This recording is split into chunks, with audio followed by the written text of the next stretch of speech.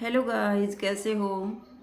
I hope अच्छे ही होंगे। मैं आज आपके सामने एक शिक्षाप्रद स्टोरी लेकर के हाजिर हुई हूँ। एक बहुत समय पहले की बात है।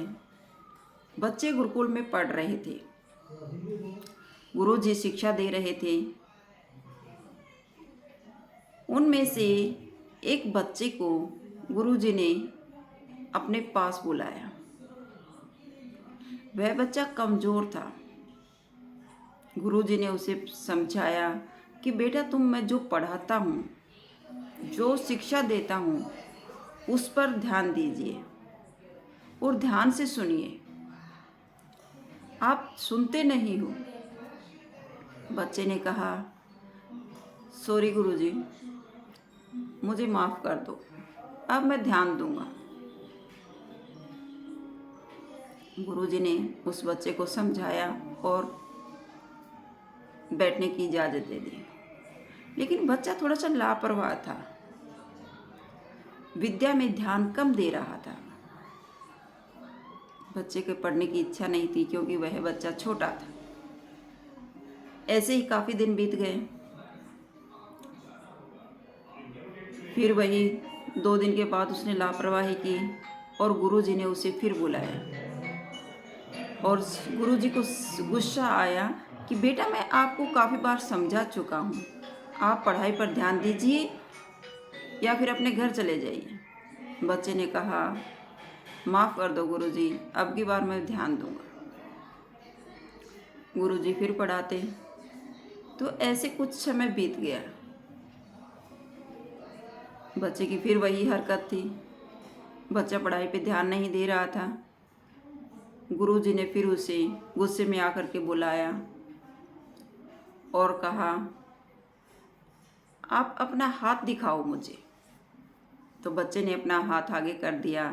गुरुजी ने उस बच्चे का हाथ ध्यान से देखा और कहा कि बेटा, तुम्हारे हाथ में विद्या की लकीर नहीं है, तुम विद्या प्राप्त नहीं कर सकते हो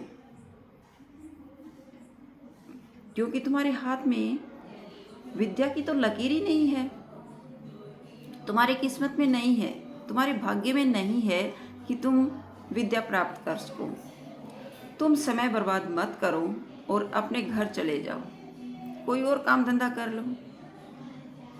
तो यह सुनकर के बच्चे को अजीब सा लगा। बच्चे ने कहा, गुरुजी, मेरे हाथ में लकीर क्यों नहीं है, मैं विद्या प्राप्त क्यों नहीं कर सकता? तो वो बात बच्चे को चुभ गई। तो गुरुजी ने उस बच्चे को समझाने के लिए दूसरे बच्चे को बुलाया और कहा कि बेटा, जो देखो, इसके हाथ में जो विद्या की लकीर है, ये लकीर विद्या की होती है और ये तुम्हारे हाथ में नहीं है। तो उस बच्चे ने देखा कि उसके हाथ में एक लाइन बनी हुई थी बच्चे के, और उसने देखा कि मेरे हाथ में वो लकीर नहीं है। तो गुरुकुल में वही रहते थे बच्चे, खाना पीना भी अपना बना लेते थे मिलजुल करके।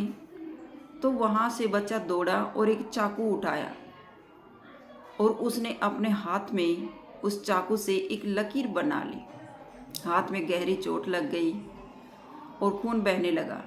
यह सब देख करके गुरुजी डर गए और गुरुजी द्रवित हो गए और बच्चे से पूछा कि तुमने ये क्या कर लिया? तब बच्चा हंस करके कहने लगा, गुरुजी, मैंने मेरे हाथ में विद्या की लकीर बना ली है, अब मैं विद्या ग्रहण कर सकता हूँ। तो यह सुन करके गुरुजी को बहुत हैरानी हुई कि इस बच्चे में इतना कॉन्फिडेंस है। और उसने बच्चे को गले लगा लिया और कहा कि बेटा, अगर तुम में इतना दृढ़ निश्चय और मेहनत करने की लगन है तो ये भाग्य की लकीर भी तुम अपनी मेहनत के साथ बदल सकते हो। जो लकीर में नहीं है वो भाग्य, वो किस्मत तुम खुद भी बना सकते हो।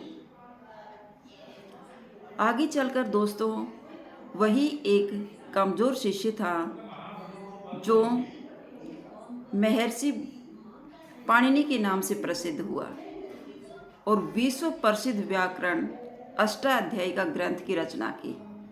जो आज तक उस ग्रंथ के बराबर का कोई ग्रंथ नहीं मिलने वाला है। तो ऐसा कुछ नहीं है कि जो लकीर हाथ में नहीं है वो हमारा भाग्य की लकीर है। वो तो कुदरत का खेल है। हमारे हाथ में कौन सी लकीर है, कौन सी नहीं है, उन सब बातों से क्या लेना देना है। जो बच्चा दृढ़ निश्चय और पूरी मेहनत और लगन के साथ अगर आगे बढ़ता है वह अपने जीवन में सफल अवश्य होता है। वो भाग्य की किस्मत को भी, वह भाग्य की लकीर को भी बदल सकता है और अपना भाग्य खुद लिख सकता है। तो इस कहानी से हमें शिक्षा मिलती है कि हमें अपने कार्य पर पूरा आत्मविश्वास होना चाहिए।